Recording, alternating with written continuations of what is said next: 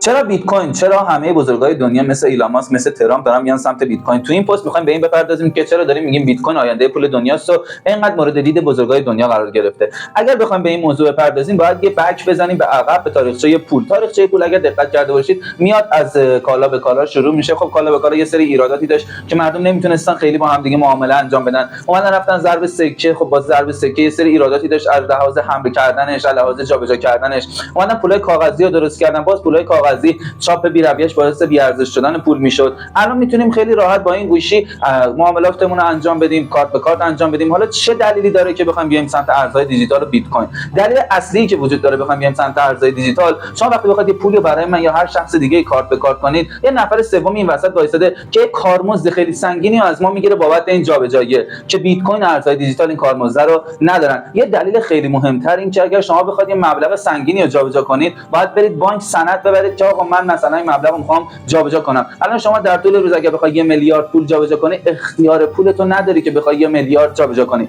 نهایتا ساتنا و پایات 200 میلیون بتونی جابجا کنی. پس اختیار پول ما رو اون نفر سومه داره که توی بیت کوین ارزهای دیجیتال اینطوری نیست. اختیار تمام پولت دست خودت و کسی نمیتونه بیاد برات قانون مشخص کنه چقدر میتونی انتقال بدی. برای همینه که بزرگای دنیا رو آوردن سمت ارزهای دیجیتال و رو ارزهای دیجیتال دارن سرمایه‌گذاری میکنن. تو سعی کن از این بازار عقب نمونی.